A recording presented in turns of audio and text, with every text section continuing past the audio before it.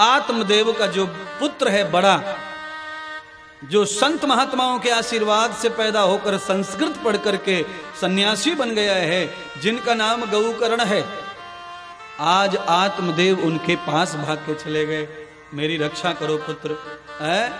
हमने तुम्हें जंगल भेज दिया भीख मांगने के लिए, और आज हम देख रहे हैं कि जो भीख मांगकर बच्चा बड़ा हुआ पड़ा संतों के संग में, वो आज इतना महान हो गया कि पिता को उसकी शरण में आना पड़ा। और जिस पिता को हमने अंग्रेजी इंग्लिश मीडियम में पढ़ाया, बड़ी बड़ी फीस चुकाई, आज वो बेटा हमें छोड़ के भाग गया और तेरी मां को मार डाला। जितने भी अंग्रेजी मीडियम हैं सब छोड़ के भाग जाते हैं माता पिता को, मैं लिख के दे सकता हूं। अच्छा, माँ बाप फिर भी इतरा रहे, माँ बाप कहते हमारा तो वहां रहता है गोवा, हमारा तो वहां रहता है दुबई, हमारा तो वहां रहता अमेरिका, उसी में फटे जा रहे, गदगद हो रहे। बता है, अरे तेरा जो गदगद हृदय हो रहा है, सीना हो रहा है, ये कुलचित्र, ये गंदी जो शिक्षा आई है देश में, इसकी वजह से हो रहा है।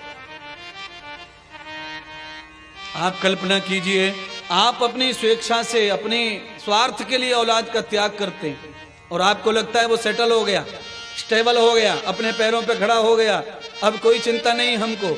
अरे बाप रे, तुम्हें चिंता इसीलिए नहीं है क्योंकि अभी तुम भी कमा रहे और हाथ पैर चल रहे हैं। जिस समय तुम्हें बीपी की वजह से रात के 1:30 बजे अटैक आएगा बिस्तर पे, और उस समय तुम्हारी बीवी के अलावा कोई नहीं होगा, उसके घुटने पहले से खराब पड़े, तब देखो कैसे समझेगा तुमको, तब पता चलेगा अंग्रेजी पढ़ाई का फल क्या है।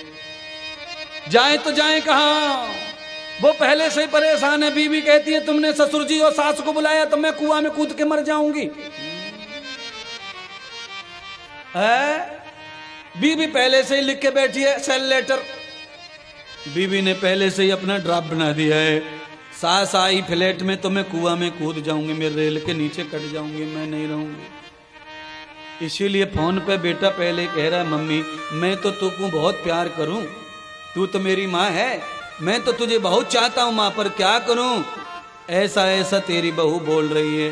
तो सास कहती है बेटा तू खुश रह, अपने बाल बच्चे पाल, मैं जैसे तैसे कैसे भी रह लूंगी, मैं नहीं आऊंगी। अब क्या करेगी माँ, माँ दयालु स्वभाव की रहती है, अपने बच्चे को खुश रहने के लिए छोड़ देती है, जाओ हम जैसे रहेंगे वैसे रह लेंगे।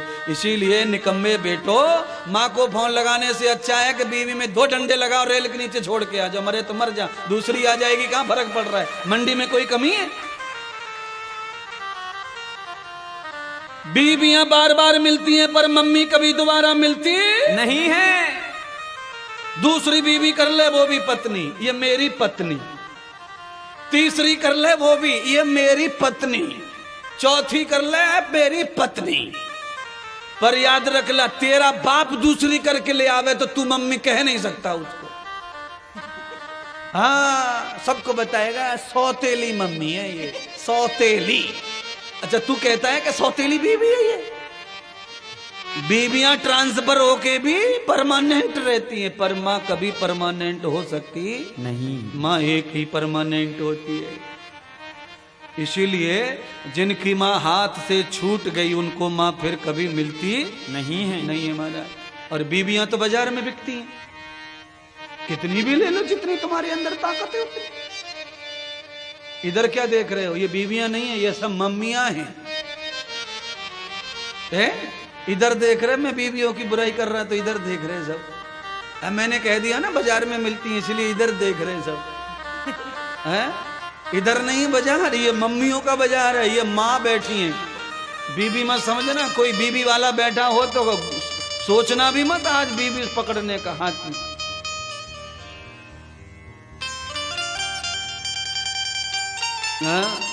शास्त्र में माँ की महिमा है, बीवी की नहीं।